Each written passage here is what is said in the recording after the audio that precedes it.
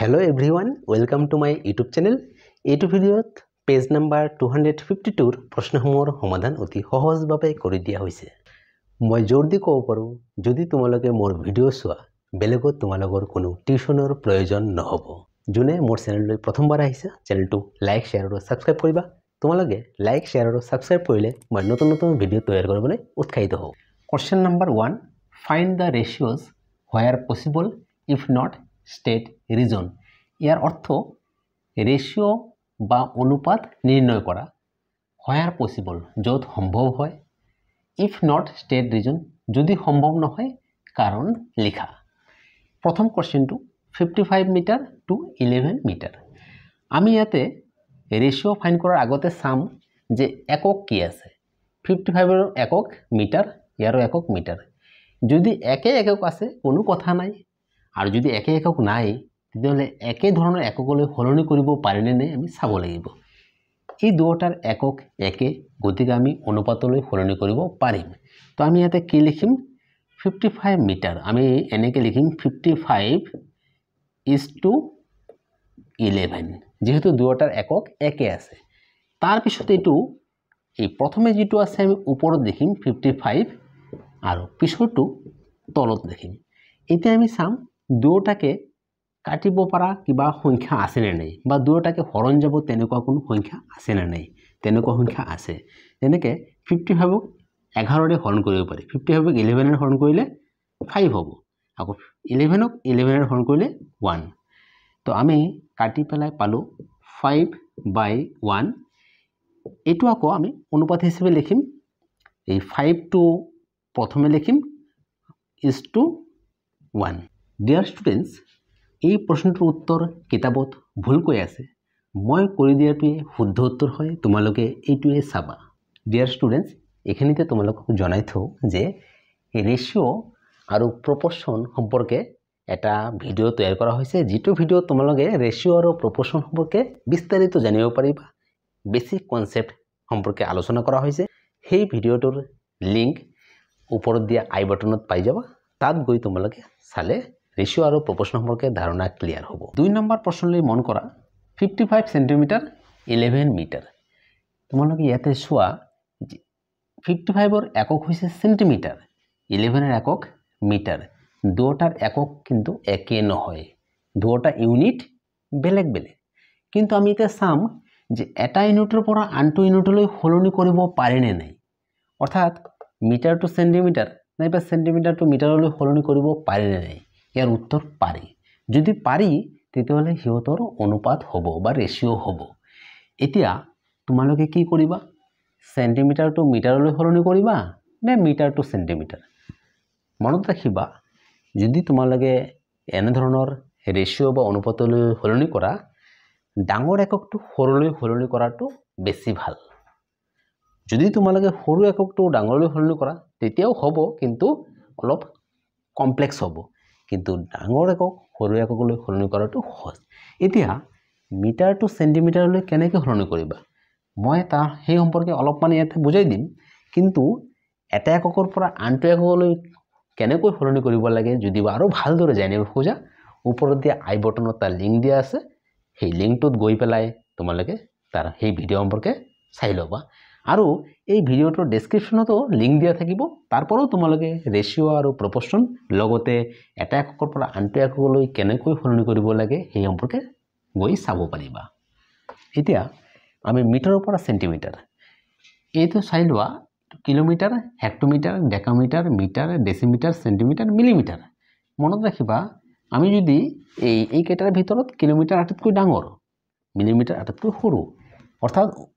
ডাঙৰৰ পৰা সৰুলৈ লিখা হৈছে ইয়াতে। আমি যদি তলৰ পৰা চাওঁ সৰুৰ পৰা ডাঙৰ।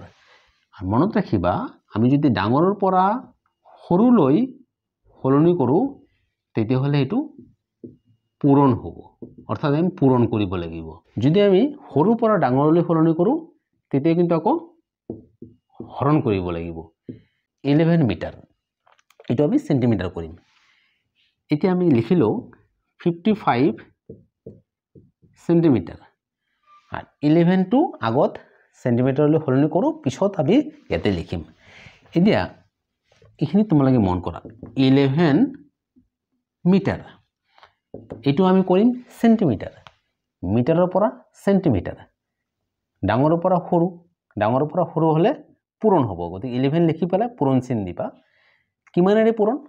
মিটাৰৰ পৰা সেন্টিমিটাৰ কেইটা গ্যাপ আছে এটা দুটা গ্যাপ আছে অৰ্থাৎ একৰ পিছত দুটা শূন্য এতিয়া তোমালোকে গ্যাপ চাব পাৰা নাইবা মিটাৰৰ পৰা সেন্টিমিটাৰ প্ৰথমটো এৰি দিবা মিটাৰটো নগণিবা বাকি দুটা গণিবা 1 2 অৰ্থাৎ দুটা শূন্য একৰ পিছত দুটা শূন্য দি পূৰণ 11 into 100 এটো হ'ব 1100 সৰি এটো মিটাৰ নহয় এটো সেন্টিমিটাৰ হ'ব সেন্টিমিটাৰ হৈ গল 1100 সেন্টিমিটাৰ এতিয়া তোমালোকে চোৱা 11 মিটাৰটো আমি কি পালো 1100 সেন্টিমিটাৰ এতিয়া তোমালোকে চোৱা যে এইটো সেন্টিমিটাৰ একে একক হৈ গল এতিয়া আমি অনুপাত লিখিব পাৰিম 55 অনুপাত চিন দিবা লিখিবা 1100 এতিয়া 55 টো ওপৰত লিখিবা আৰু তলত 1100 এতে দুটা সংখ্যা আমি সৰু কৰিব পাৰিম যেনে 5 দি কাটিব পাৰিম আকৌ 11 দিও পাৰিম 11 দিয়া কাটিলে হ'ব 11 লগত 5 পূৰণ কৰিলে 50 হ'ব আকৌ 11 দিয়া কাটিলে হ'ব 100 এতিয়া 5 দি দুটাকে আকৌ হৰণ কৰিব পাৰি 5 দি 5 হৰণ কৰিলে 1 5 দি 100 হৰণ কৰিলে 20 ওপৰত পালো 1 আৰু তলত 20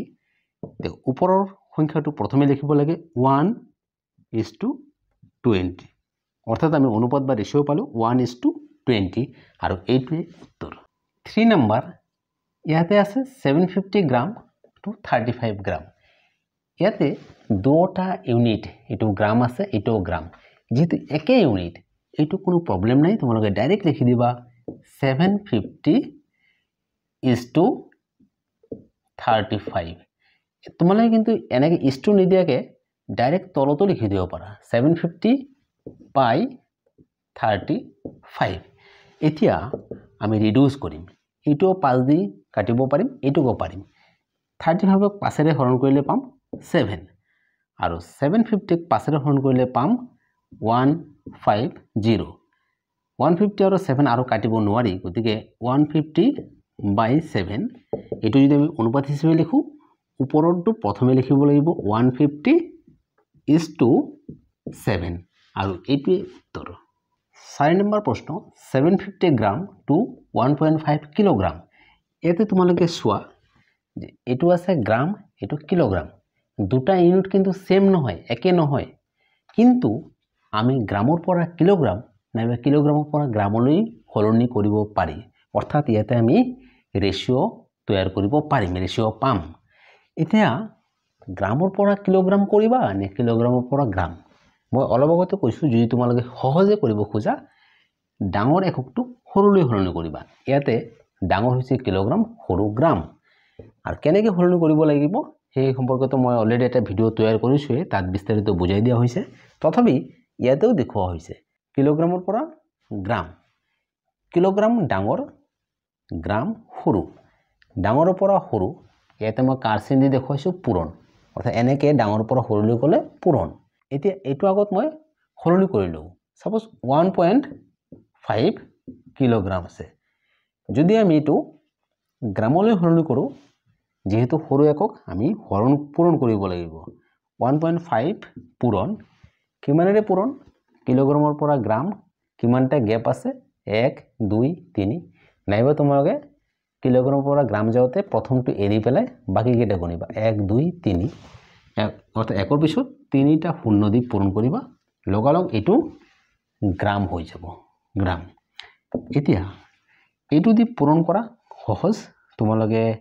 1.5 দি 1000ক যেনেকৈ পূৰণ কৰা आंसर হেতুৱে পাবা এনেকৈ লিখিবা দশমিকটো ইয়াতে আছে পূৰণ কৰিলে দশমিক সোফালে যাব অৰ্থাৎ দশমিকৰ পিছত এইটো এক ঘৰ আছে আৰু তিনিটা শূন্য মুঠ তিনি ঘৰ হ'ব 1 2 3 ইয়াৰ পৰা 1 2 3 ইয়াতে যাব দশমিক কিন্তু লাষ্টত আৰু দশমিক দিব নালাগে অৰ্থাৎ 1.5 ৰ পৰা যদি আমি 1000 দি পূৰণ কৰো আমি 1500 গ্ৰাম পাম তোমালোকে যদি এটো বুজি পোৱা নাই তেতিয়া হলে মোক মেছেজ কৰি জনাবা আৰু এনেও তোমালোকে পূৰণ কৰি পাবা 1000 যদি 1.5 দি পূৰণ কৰে এইটোৱে পাবা গতিকে এতিয়া আমি লিখিম 750 গ্ৰাম টু 1500 গ্ৰাম এতিয়া দুটাৰ এতিয়া সেম হৈ গল এই 750 ওপৰত লিখিবা আৰু তলত 1500 এটা 0 কাটিব পাৰি এতিয়া 5 দি 1 কাটিলে 15 হ'ব 5 দি 1 কাটিলে 30 আকৌ 5 দি যাব 5 দি কাটিলে 3 5 দি কাটিলে 6 3 আৰু 6 আৰু কাটিব পাৰি 3 1 গুণ 3 3 2 গুণ 6 তো 1/2 এটো যদি আমি রেশিও হিসাবে লিখো 1:2 এইটোৱে উত্তৰ 5 নম্বৰ কোশ্চেন এইটো আছে ₹2 to ₹1 ইয়াতে এইটো ৰুপিস এই আৰএস আৰু আৰই দুটাৰ মাজত তোমালোকে পাৰ্থক্য জানানে ইয়াতে এইটো আরই কি দিয়া আছে এইটো রুপি সিঙ্গুলার যেহেতু 1 টাকা এক সিঙ্গুলার হয় এখানে রুপিস আর এইটো যেহেতু একত্র অধিক এটা প্লুরাল হয় কারণে রুপিস তো রুপি রুপিস একে বস্তু সিঙ্গুলার প্লুরাল ইয়াতে যেহেতু দুটাৰ একক বা ইউনিট একে আছে গতিকে এইটো আমি ডাইৰেক্টলি ৰেশিও হিসেবে কৰিব পাৰিম আৰু কোনো এটা এককৰ পৰা আনটো একক লৈ সলনি কৰাৰ কোনো প্ৰয়োজনো নাই তো আমি এইটো কি লিখিম 2:1 দুই আৰু একক আৰু সৰু কৰিব নোৱাৰি গতিকে এইটোৱে উত্তৰ 6 নম্বৰ ইয়াতে আছে ₹2 to 10 পইচা অৰ্থাৎ 2 টকাৰ লগত 10 পইচাৰ রেশিও এইটো হ'ব যদিও ইয়াতে ইউনিট দুটা একে নাই এটা আছে রুপিস আনটো পইচা কিন্তু ইয়াতে হ'ব এই কাৰণে কাৰণ আমি পইচাৰ পৰা ৰুপিস নাইবা ৰুপিসৰ পৰা পইচা লৈ সলনি কৰিব পাৰি অৰ্থাৎ ইয়াতে আমি কোনটো কৰিম পইচাৰ পৰা ৰুপিস না ৰুপিসৰ পৰা পইচা তোমালোকে ইয়াতে ৰুপিসৰ পৰা পইচা লৈ সলনি কৰিবা কাৰণটো কি ৰুপিস ডাঙৰ পইচা সৰু এতিয়া তেতিয়াহলে আমি ইয়াতে 2 rupees নাই লিখো এইটো পইচা এতিয়া চাই লোৱা তোমালোকে এইটো জানা যে 1 rupee অৰ্থাৎ 1 টকা ইকুয়াল টু কিমান পইচা 100 পইচা এতিয়া ৰুপিস ডাঙৰ পইচা সৰু যেহেতু আমি ৰুপিসৰ পৰা পইচা লৈ সলনি কৰিম তেতিয়াহলে কি হ'ব ডাঙৰৰ পৰা সৰু এককলৈ সলনি কৰা মানে পূৰণ গতিকে 2 ৰ লগত পূৰণ হ'ব কিমান পূৰণ যেহেতু 1 টকাত 100 পইচা হয় গতিকে 2 ৰ লগত 100 পূৰণ কৰিব লাগিব 100 পূৰণ কৰিলে হ'ব 200 পইচা অৰ্থাৎ আমি 2 rupees নিলেখাকে আমি লিখিম 200 পইচা তাৰ লগত হ'ব 10 পইচা এতিয়া আমি আৰু একক নিলিখো 200 ওপৰত লিখো 10 তলত এটা 0 কাটিব পাৰিম 20/1 এইটো যদি আমি আছে ফ্ৰ্যাকশন হিসাবে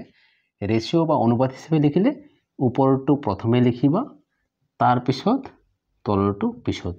20:1 and this is the answer 7 number ইয়াতে আছে 5 কিলোগ্ৰাম to 50 গ্ৰাম এতিয়া প্ৰথমটোৰ ইউনিট কিলোগ্ৰাম দ্বিতীয়টোৰ ইউনিট গ্ৰাম ইউনিট কিন্তু একে নাই বেলেগ বেলেগ ইউনিট এতিয়া বেলেগ বেলেগ একক থাকিলে আমি রেশিও হিসাবে সলনি কৰিব পাৰিম নে নাই বেলেগ বেলেগ হলে নোৱাৰো কিন্তু কথা হল এটা এককৰ পৰা আনটো এককলৈ সলনি ইয়াতে হ'ব যেনে কিলোগ্ৰামৰ পৰা গ্ৰাম বা গ্ৰামৰ পৰা কিলোগ্ৰাম সলনি কৰিব পাৰি আৰু ইয়াতে যেহেতু কিলোগ্ৰাম ডাঙৰ মই ইয়াতে ডাঙৰ পৰা সৰুলৈ সলনি কৰিম এতিয়া তোমালোকে চাই ল মই ইয়াতে 5 কিলোগ্ৰাম নিলিখো ডাইৰেক্ট গ্ৰাম হলে কিমান হ'ব হেতু লিখিম 5 কিলোগ্ৰাম তাৰ পৰা কৰিম গ্ৰাম এতিয়া 5 কেজি এটোৰ পৰা গ্ৰাম কৰিলে কি হ'ব কিলোগ্ৰাম ডাঙৰ গ্ৰাম সৰু ডাঙৰৰ পৰা সৰুলৈ পূৰণ কৰিব লাগিব প্ৰথমে এই 5 টো লিখিবা পূৰণ কিমানৰে পূৰণ কিলোগ্ৰামৰ পৰা গ্ৰাম ইয়াতে গ্যাপ আছে 1 2 3 অৰ্থাৎ একৰ পিছত তিনিটা শূন্য হ'ব আৰু লগালগ এইটো গ্ৰাম হৈ যাব এতিয়া গ্যাপ নগনি তোমালোকে ডাইৰেক্ট এইবিলাক গণিলে হ'ব কিন্তু তেতিয়াহলে প্ৰথমটো এৰিব লাগিব কিলোগ্ৰামৰ পৰা গ্ৰাম কিলোগ্ৰাম যদি বাদ দিও 1 2 3 একই বস্তু আহিব পূৰণ কৰিলে পাম 5 * 1000 5000 গ্ৰাম 5 কিলোগ্ৰামৰ সলনি আমি এতিয়া লিখিম 5000 গ্ৰাম টু 50 গ্ৰাম এতিয়া আৰু একক নিলিখো এইটো ওপৰত দেখিম 5000 ওপৰত তলত হ'ব 50 এটা জিৰ' কাটিব পাৰি এতিয়া 5 দি 500 কাটিব পাৰি 5 1 যা 5 আৰু এইটো 100 ওপৰত 100 তলত 1 ৰেচিও হিচাপে লিখিলে 100:1 and this is the answer 8 number প্ৰশ্ন ইয়াতে আছে 5 কিলোগ্ৰাম টু 5 মিটাৰ ইয়াতে তোমালোকে মন কৰা এইটোৰ ইউনিট হৈছে কিলোগ্ৰাম আৰু এইটো মিটাৰ এতিয়া এই প্ৰশ্নটো আমি ৰেচিও হিচাপে সলনি কৰিব নোৱাৰিম কাৰণ ৰেচিও বা এককলৈ সলনি কৰিব হলে আমি একক সেম থাকিব লাগিব নাইবা আমি একে এককলৈ সলনি কৰিব পৰা ব্যৱস্থা থাকিব লাগিব ইয়াতে যেহেতু এটা হৈছে কিলোগ্ৰাম যেটো মানে ওজনৰ একক আৰু এটা হৈছে মিটাৰ যেটো দূৰত্বৰ একক দুটা বেলেগ বেলেগ আৰু কিলোগ্ৰামৰ পৰা মিটাৰ নাইবা মিটাৰৰ পৰা কিলোগ্ৰামলৈ সলনি কৰিব নোৱাৰি তাৰ মানে এইটোত আমি এক ৰেচিও হিচাপে লিখিব নোৱাৰিম সেইকাৰণে ইয়াৰ আনসাৰ হ'ব নো because two quantities cannot be expressed in same unit অৰ্থাৎ ৰেচিও হিচাপে প্ৰকাশ কৰিব নোৱাৰিম এই কাৰণে এই যে দুটা কোয়ান্টিটি বা পৰিমাণ এটোক আমি একে একক হিচাপে পৰিৱৰ্তন কৰিব নোৱাৰিম বা দেখুৱাব নোৱাৰিম 9 নম্বৰ কোৱেশ্চন ইয়াতে আছে ₹200 to 200 people অৰ্থাৎ 200 টকাৰ লগত 200 মানুহ ইয়াতে তোমালোকে চোৱা এটা ইউনিট रुपीस বা টকা আনটো ইউনিট হৈছে people যেহেতু দুটা একক বেলেগ বেলেগ আৰু এটা এককৰ পৰা আনটো অৰ্থাৎ रुपीस টো মানুহলৈ আৰু মানুহটো টকালৈ পৰিৱৰ্তন কৰিব নোৱাৰিম তো ইয়াৰ উত্তৰ কি হ'ব এই ইয়াতে আমি ৰেচিও হিচাপে প্ৰকাশ কৰিব নোৱাৰিম বা ৰেচিওত কনভাৰ্ট কৰিব নোৱাৰিম আৰু ৰিজনটো হ'ব নো because two quantities cannot be expressed in same unit অৰ্থাৎ দুটা এই পৰিমাণ একে একক হিচাপে প্ৰকাশ কৰিব নোৱাৰা 10 নম্বৰ কোৱেশ্চন ইয়াতে আছে 10 elephants to 5 horses ইয়াতে আমি ৰেচিও হিচাপে প্ৰকাশ কৰিব পাৰিম নে নাই এটো পাৰিম কাৰণ কি ইয়াতে যদিও এলিফেন্ট আছে আৰু হৰ্স এইবিলাক একচুয়ালি একক নহয় এলিফেন্ট এটো এনিমেল হাতী এটো এনিমেল ঘোঁৰা গতিকে আমি ইয়াতে পাৰিম তো এটো আমি কি লিখিব লাগিব এলিফেন্ট is to horses তো elephant is to horses elephant কিমান আছে 10 আর হর্স 5 এটু 10 উপৰত লিখিবা 5 তলত দুটা আমি কাটিব পাৰিম 5 দিয়া কাটিলে 2 5 দিয়া কাটিলে 1 2/1 অৰ্থাৎ 2:1 অৰ্থাৎ ইয়াতে আমি ৰেচিও হিচাপে প্ৰকাশ কৰিব পাৰিছো 2:1 তোমালোকৰ মনত প্ৰশ্ন আহিব পাৰে এলিফেন্ট আমি হৰ্সলৈ আৰু হৰ্সটো তো এলিফেন্টলৈ পৰিৱৰ্তন কৰিব নোৱাৰিম এটো ঠিকে নোৱাৰিম কিন্তু এই একক নহয় এবিলাক হৈছে এনিমেল বা পশুৰ সংখ্যা বুজাইছে যেনে আমি কেতিয়াবা আমি অনুপাত কেনে ধৰণৰ নিৰ্ণয় কৰিম যে 5টা বয় আৰু 2টা গাৰ্ল এটা ক্লাছত আছে তেতিয়ালে বয় আৰু গাৰ্লৰ অনুপাত কি হ'ব হেতু যেনেকৈ পাৰিম এটো একে এলিফেন্ট বা হাতীৰ লগত হৰ্স বা ঘোঁৰাৰ অনুপাত এটো পাৰা যাব 11 number question 100 ampere to 10 ampere এটো চোৱা একৰ লগত একক আছে এম্পিয়াৰ ইয়াতে 10 লগতো এম্পিয়াৰ এই দুটা একক একে এম্পিয়াৰ কি হয় তোমালোকে জানানে এটো হৈছে ইলেক্ট্ৰিক কাৰেন্ট বিদ্যুতৰ একক দুটাৰ একক যেহেতু একে এটো আমি ৰেচিও হিচাপে লিখিব পাৰিম তো ইয়াতে হ'ব 100 তলত লিখিবা 10 কাটিলে হ'ব 0 0 কাটিব পাৰি 10/1 ওপৰত 10 টো প্ৰথমে লিখিবা তলৰটো পিছত লিখিবা 10:1 আৰু এইটোৱে উত্তৰ 12 number question 10 KG to 10 kilometre ইয়াতে চাই লোৱা এই 10ৰ একক হৈছে কিলোগ্ৰাম এইটো 10ৰ একক কিলোমিটাৰ যেহেতু কিলোগ্ৰাম আৰু কিলোমিটাৰ বেলেগ বেলেগ একক আৰু কিলোগ্ৰামৰ পৰা কিলোমিটাৰ আৰু কিলোমিটাৰৰ পৰা কিলোগ্ৰামলৈ সলনি কৰিব নোৱাৰো অৰ্থাৎ সেম এককলৈ পৰিৱৰ্তন কৰিব নোৱাৰিম সেই কাৰণে ইয়াৰ ৰেচিও বা অনুপাত নহব তোমালোকে লিখিবা নো ৰেচিঅ' নহ'ব because two quantities can not be expressed in same unit অৰ্থাৎ দুটা কোৱান্টিটি বা পৰিমাণ একে এককলৈ পৰিৱৰ্তন কৰিব পৰা নাযাব ডিয়াৰ ষ্টুডেণ্টছ তোমালোকে গণিতবোৰ বুজি পাইছা নে নাই কমেণ্ট কৰি জনাবা ভিডিঅ'টো ভাল লাগিলে চেনেলটো লাইক শ্বেয়াৰ আৰু ছাবস্ক্ৰাইব কৰিবা থেংক ইউ